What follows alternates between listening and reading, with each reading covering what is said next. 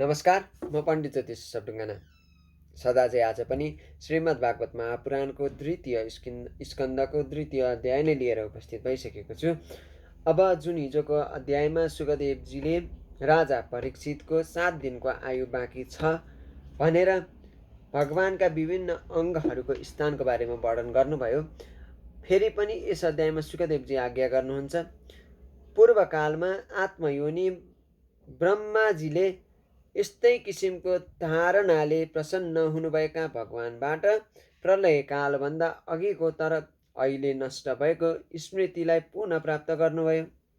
भगवानले स्मृति दान गरेकोले ब्रह्माको दृष्टि अमोद तथा बुद्धि निश्चय आत्मिका हुन गयो, अर्थात् सृष्टिको रचना गर्नै पर्दछ भन्ने मति स्थिर हुन गयो र त्यसपछि उहाँले प्रलय अघि यो जगत जस्तो थियो त्यस्तै गरी यसको रचना गर्नुभयो। वेदहरूको वर्णन शैली बडो विचित्र छ। त्यसको तात्पर्यलाई नबुझेर साधारण मानिसको बुद्धि व्यर्थैमा स्वर्गलोक, ब्रह्मलोक आदि गरिएका नामहरूको चक्करमा परेर तिनको चिन्तन गर्न थाल्दछन्। तर ती मायामय लोकमा वासनाले युक्त भइकन फेरि लगाउने पुरुषलाई कतै पनि यथार्थ सुखको प्राप्ति हुँदैन। जस्तो कि सपनामा मानिसले अनेक मजा लाग्ने दृश्यहरू देख्दछन्, तर तिनको मुख भने भोग्न पाउँदैनन्। अन्ततः विद्वान मानिसले आफ्नो शरीरलाई कायम राख्नको लागि नभई नहुने भोग्य पदार्थ मात्र उपार्जन गर्नुपर्दछ। यी पदार्थमा समेत यी सुखका साधन होइनन् भन्ने निश्चय गरेर अनासक्त नै भइराख्नु पर्दछ। यदि संसारका पदार्थ बिना परिश्रमले नै पाइन्छन् भने तिनलाई उपार्जन गर्ने परिश्रमलाई व्यर्थ सम्झी उनको निम्ति कुनै किसिमको प्रयत्नमा लाग्नु हुँदैन। सुत्नका लागि भुइँ छँदैछ भन्ने बिछौनाका लागि प्रयास गर्नाले के फाइदा? भगवानको कृपाले पाखुरा छँदैछ भने सिरानी किन चाहियो? अन्जुलीबाट काम चल्दछ भने अन्न जलको निम्ति किसिम किसिमका भाँडाकुँडा किन बटुल्नु पर्यो? रुखको बोक्रा लगाएर अथवा वस्त्रहीन भएर पनि जीवन धारण गर्न सकिन्छ भने लुगाफाटो के आवश्यकता हुन्छ? लगाउनलाई बाटोमा के टहल्ला टुहुल्ली पाइँदैनन् र? भोक लागेको खण्डमा अर्काको निमित्त शरीर धारण गर्ने रुखहरूले फलफुलको भिक्षा दिँदैनन्। तिर्खा लागेकोलाई के नदीहरू सुकिसके त? बस्नको निम्ति के पहाडका गुफा खाली छैनन् र? कसैले के त्यहाँ पालो राखेको छ र? भगवानले आफ्ना शरणागतहरूको रक्षा गर्न छाडिदिनु भएको हो र? यस्तो छँदाछँदै पनि विद्वानहरूले धनको गर्वले चुर भइराखेका धनीहरूको किन आराधना गरेका होलान्? यस प्रकारसँग विरक्त भएर आफ्नो शक्ति अनुसार स्वतः सिद्ध आत्मस्वरूप परम प्रिय परम सत्य आफ्नो हृदयमा नित्य विराजमान रहने अनन्त भगवानको अनन्त प्रेम तथा आनन्दपूर्वक दृढ निश्चय गरेर भजन गरोस्, किनकि उहाँको भजन गर्नाले संसारको कारण अर्थात् जन्म मृत्युको चक्करमा पर्नु पर्दैन। अज्ञान नाश भएर जान्छ। पशुहरू बाहेक अरूको यस्तो होला जो कि संसार रूपी वैतरणी नदीमा परेर मानिसहरूले कर्म अनुसार दुःख भोग्न लागेको देख्दा देख्दै पनि भगवानका चिन्तन गर्न छाडेर विषय भोगपछि नै आफ्नो चित्त लगाउला। कोही कोही साधक आफ्नो शरीरभरि हृदयाकाशमा विराजमान रहने भगवानको प्रादेश मात्र स्वरूपको धारण गरेर यस प्रकारसँग चिन्तन गर्दछ। उहाँ आफ्नो 4 बाहुलीमा शङ्ख चक्र गदा र पद्म लिनु भएको छ। मुसुक्क मुसुक्क हँसाइले उहाँको मुखमा प्रसन्नता देखिन्छ। नेत्र कमल जस्तै विशाल र कोमल छन्। कदम फुलका केसर जस्तै पहेँलो वस्त्र धारण गर्नुभएको छ। हातमा बहुमूल्य रत्न जडिएका छन्। सुनका बाजुबन्द शोभायमान छन्। शिरमा मणिमय मुकुट र कानमा कुण्डल झलमल्ल भरिरहेका छन्। उहाँको चरण कमल योगेश्वरहरूद्वारा उनको फुलेको हृदय कमलको कर्णिकामाथि राखिएको छ। छातीमा श्रीवत्सको चिन्ह सुनौला मसिनो धर्को छ। घाँटीमा कौस्तुभ मणि लर्किरहेको छ र उहाँ कहिले पनि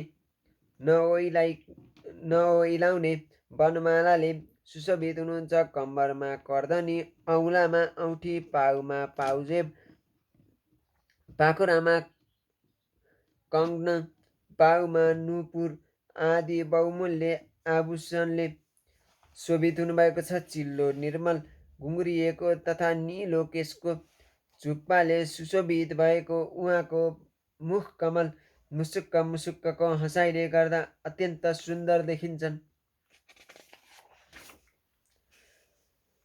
उदारमय लीलाले युक्त भएको हास्यसहितको हेराइले गर्दा सुशोभित भइराखेको उहाँको भ्रिकुटी विलासले भक्तजनहरूमाथिको महान अनुग्रह प्रकट गरिरहेको छ। यस प्रकारको धारणाद्वारा मन स्थिर नभएसम्म चिन्तन स्वरूप भगवानलाई बारम्बार सम्झिरहनु पर्दछ। भगवानको चरणदेखि मुसुक्क हाँसिराखेको मुहारसम्मको समस्त अङ्गलाई एक एक गरी बुद्धिद्वारा ध्यान गरोस्। जति जति बुद्धि शुद्ध हुँदै गयो उति उति चित्त पनि स्थिर हुँदै जान्छ। स्थिर भएको चित्तद्वारा एउटा अङ्गको ध्यान ठिक भएपछि त्यसलाई छाडेर माथिका अङ्गको ध्यान गर्नुपर्दछ। ब्रह्मादि देवताहरूभन्दा पनि ठुला यी जगदीश्वर भगवान दृश्य होइनन्, द्रष्टा हुन्। जबसम्म यिनमा अनन्य प्रेममय भक्ति योग प्राप्त हुँदैन तबसम्म साधना गर्नेले नित्य नैमित्तिक कर्म गरिसकेपछि नियमपूर्वक भगवानको माथि वर्णन गरिएको स्थूल रूपको चिन्तन गरी नै रहनु पर्दछ। हे राजन, अब योगी पुरुषलाई यो मनुष्य लोक छाड्ने इच्छा हुन्छ। त्यस बेलामा त्यसले मनमा काल र देशको विचार गर्नु हुँदैन। सुखपूर्वक स्थिर आसन जमाएर इन्द्रियहरूलाई जितिकन मनद्वारा प्राणको संयम गर्नुपर्दछ। आफ्नो निर्मल बुद्धिद्वारा मनलाई वशमा गराएर त्यो मनसहितको बुद्धिलाई क्षेत्रज्ञलाई अन्तरात्मामा लीन गराउनु पर्दछ। फेरि अन्तरात्मालाई परमात्मामा लीन गराएर धीर पुरुष परम शान्तिमय अवस्थामा स्थित होस्। यसपछि उसले गर्नुपर्ने कुनै काम शेष रहँदैन। यस अवस्थामा सत्व रज तम यी तीनै गुण अहङ्कार महत्व अथवा प्रकृति यी कसैको पनि अस्तित्व रहँदैन। यस स्थितिमा जब देवताहरूको नियामक कालको समेत केही चल्दैन भने देवता अथवा उनको अधीनमा रहने प्राणीहरूको त कुरै छैन। यो होइन यस प्रकारको विचारले योगीहरू परमात्मा बाहेक अरू पदार्थको त्याग गर्न खोज्दछन् र शरीर तथा त्योसित सम्बन्ध राख्ने पदार्थपट्टिको आसक्तिलाई छाडेर अनन्य प्रेमले परिपूर्ण भइराखेको हृदय बारम्बार भगवानको जुन परम पूज्य स्वरूपको आलिङ्गन गरिरहन्छन् त्यो नै विष्णु भगवानको परम पद हो। यस विषयमा जस्तै शास्त्रहरूको सम्मति छ, ज्ञान दृष्टिद्वारा जसको चित्त सर्वथा वासनाहीन भएको छ, यस जितेन्द्रिय योगीले यस प्रकारसँग शरीर त्याग गर्नुपर्दछ। पहिले कुर्कुच्चाले गुदाद्वारलाई थिचेर अडियोस् र त्यसपछि नहडबडाइकन प्राणवायुलाई षट्चक्रभेदन गर्ने रीतिले माथितिर लैजाओस्। योगीले नाभिमा रहेको वायुलाई हृदयमा लैजाओस्। त्यहाँबाट उदान वायुद्वारा त्यसलाई वक्षस्थलको माथि विशुद्ध चक्रमा पुर्याओस्। अनि मनस्वी योगीले त्यस वायुलाई बिस्तारै बिस्तारै विशुद्ध बुद्धिको सहायताले तालु मूलमा पुर्याइदियोस्। यसपछि दुई आँखा, दुई कान, दुईटा नाकका प्वाल र मुख यी सातैवटा छिद्रलाई रोकेर तालु मूलमा रहेको वायुलाई आँखी भुइँको बीचमा अज्ञात चक्रमा लैजाओस्। तल वर्णन गरिएका कुनै लोकमा जाने इच्छा नभएको खण्डमा त्यस वायुलाई त्यहीँ रोकेर अडिरहोस्। यसो गरेको खण्डमा प्राणवायु स्वयं आधी घण्टामा ब्रह्मरन्ध्रलाई फेरि शरीर इन्द्रिय आदिलाई छाडेर ब्रह्ममा लीन हुनेछ। हे राजन, योगीलाई ब्रह्मलोकमा जाने अथवा अणिमादि गरिएका 8 प्रकारका सिद्धि प्राप्त गरेर आकाशचारी सिद्धहरूको साथमा विहार गर्ने वा त्रिगुणमय ब्रह्माण्डको कुनै प्रदेशमा विचरण गर्ने इच्छा छ भने त्यसले देहत्याग गर्ने बेलामा मन र इन्द्रियलाई सँगमै लिएर शरीर बाहिर निस्किनु पर्दछ, अर्थात् लिङ्ग शरीरको त्याग गर्नु हुँदैन। योगीहरूको शरीर वायु समान सूक्ष्म हुन्छ। विद्या, तपस्या, योग र समाधिको सेवन गर्ने यी योगीहरूलाई तिनै लोकमा भित्र बाहिर जताततै इच्छा अनुसार विचरण गर्ने अधिकार हुन्छ। केवल कर्मद्वारा यस प्रकारको रोकाटोक नभएको गति पाउन सकिँदैन। हे परीक्षित, जब योगी ज्योतिर्मय मार्ग सुषुम्ना नाडीद्वारा ब्रह्मलोकतिर प्रस्थान गर्दछ, त्यस बेलामा त्यो आकाश मार्गद्वारा अग्निलोकमा पुग्दछ। त्यहाँ त्यसको बाँकी रहेको मल नष्ट हुन्छ। त्यसपछि त्यो त्यहाँबाट माथितिरको भगवानको कृपाद्वारा ध्रुवको निवास स्थान शिशुमार नामक ज्योतिर्मय चक्रमा पुग्दछ। शिशुमार चक्र संसारको भ्रमणको आधार हो। यसलाई पार गरेर त्यो अत्यन्त सूक्ष्म र निर्मल सहायताले एक्लै महरलोकमा पुग्दछ। यस लोकको ब्रह्मवेताहरूले समेत वन्दना गर्दछन् र यसमा कल्प पर्यन्त बाँचिरहने भृङ्गु आदि देवताहरू विहार गर्दछन्। यसपछि प्रलयको समयमा शेषको मुखबाट निस्केको आगोले विश्वलाई डढ्न लागेको देखेर ब्रह्माको आयु समान 2 प्रारार्ध आयु हुने ब्रह्मलोकमा जान्छ। यस ब्रह्मलोकमा ठुला ठुला सिद्धेश्वरहरू विमानमा निवास गर्दछन्। यहाँ शोक, वृद्धावस्था, मृत्यु, कष्ट अथवा भय केही पनि हुँदैन। त्यहाँ केवल एउटा कुराको दुःख हुन्छ। त्यो के हो भने परम पदलाई नजानेकाहरूका जन्म मृत्युमय अत्यन्त घोर सङ्कट देख्दा दयावश त्यहाँ बस्नेहरूको हृदयमा बडो व्यथा हुन्छ। सत्यलोकमा पुगेपछि त्यो योगी विष्णुपदलाई प्राप्त गर्नको निमित्त ब्रह्माण्डका 7 आवरणलाई यस प्रकारसँग पार गर्दछ। सबभन्दा पहिले त्यसले आफ्नो सूक्ष्म शरीरलाई निर्भय नभइकन अर्थात् शङ्कारहित भएर पृथ्वीमा मिलाइदिन्छ। यसपछि हतार नगरिकन पृथ्वी रूपले जलमा र जल रूपले अग्निमय आवरणमा प्राप्त भई ज्योति रूपले वायु रूप आवरणमा पुग्दछ र त्यहाँबाट भोग समाप्त भएपछि त्यो वायु रूपले ब्रह्माको अनन्तता बोध गराउने महान आकाश रूप आवरणमा लीन हुन जान्छ। यस प्रकारसँग स्थूल आवरणहरूलाई पार गर्दाखेरि त्यस योगीले आफ्ना भिन्न भिन्न इन्द्रियहरूलाई उनीहरूको सूक्ष्म अधिष्ठानमा लीन गराइदिन्छ।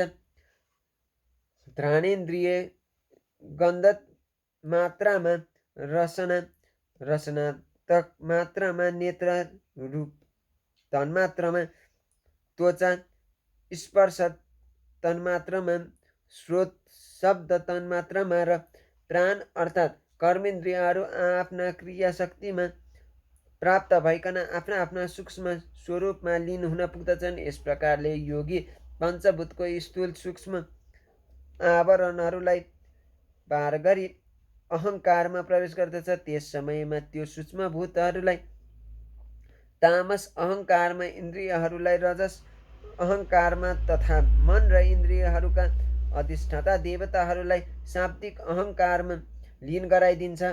फेरि अहङ्कार रहित लय रूप गतिद्वारा महत्तत्वमा प्रवेश गरी अन्तयमा समस्त गुणहरूकै लय स्थान प्रकृति रूप आवरणमा गएर मिल्दछ। हे परीक्षित महाराज, महाप्रलयको समयमा प्रकृति रूप आवरणको समेत लय भएपछि त्यो योगी स्वयं आनन्द स्वरूप भइकन आनन्द स्वरूप शान्त परमात्मा प्राप्त हुन्छ। जो मानिसलाई यो परम आत्मा गति प्राप्त हुन्छ त्यसले फेरि यस संसारमा आउनु पर्दैन। हे राजन, तपाईँको प्रश्न अनुसार मैले वेदोक्त द्विविध सनातन मार्ग सदोमुक्ति र क्रममुक्तिको वर्णन गरिदिए। पूर्व कालमा ब्रह्माजीले वासुदेव भगवानको आराधना गरेर यही प्रश्न गरेका थिए र अहिले प्रसन्न भइकन यही कुरा ब्रह्माजीलाई भन्नुभएको थियो। संसार रूपी इनारमा परिराखेको प्राणीहरूको कल्याणका लागि जुन साधनद्वारा कृष्ण भगवानप्रति विशुद्ध भक्ति प्राप्त हुन्छ त्योभन्दा ठुलो अर्को कुनै मार्ग छैन। भगवान ब्रह्माले पनि एकाग्र चित्तले 3 बार समस्त वेदहरूको निरीक्षण गरेर जताबाट सर्वात्मा श्रीकृष्ण भगवानप्रति विशुद्ध भक्ति उत्पन्न हुन्छ त्यही नै सर्वश्रेष्ठ धर्म हो भन्ने आफ्नो बुद्धिले ठहर्याउनु भएको छ। कृष्ण भगवान समस्त चर अचर प्राणीहरूमा उनीहरूको आत्मा रूपले विराजमान हुन्छन्, किनकि बुद्धि आदि दृश्य पदार्थ उहाँका अनुमान गराउने लक्षण हुन्। उहाँ त यी सबैका साक्षी एवं द्रष्टा हुनुहुन्छ, अर्थात् मन बुद्धि आदिको विचार देख्दा सब थाहा पाउने कुनै अन्तर्यामी साक्षी अवश्य होला भन्ने कुरा सिद्ध हुन आउँदछ। यसकारण हे राजन, मानिसहरूले सर्वत्र सदा जुनसुकै अवस्थामा पनि आफ्नो पूर्ण शक्तिले भगवान श्रीकृष्णका गुणको श्रवण कीर्तन र स्मरण गर्नुपर्दछ। आत्मस्वरूप भगवानका कथामृतलाई जो भाग्यशाली पुरुष आफ्ना कान रूपी दुईटै दुनामा भरेर पान गर्दछन् तिनीहरू नै विषयहरूको विषालु प्रभावबाट आफ्नो हृदयबाट दूर गरी त्यसलाई शुद्ध पार्दछन् र आखिरमा उनी श्रीकृष्णको चरण कमलको नजिक पुग्न पाउँदछन् भनेर यस श्रीमद् भागवत महापुराणको दोस्रो स्कन्धको दोस्रो अध्यायमा भनिएको छ। अब भोलिका दिनहरूमा हामी बाँकी अध्यायहरू वर्णन गर्नेछौँ। तबसम्मको लागि बिदा चाहन्छु। जय श्री कृष्ण, जय श्री राम।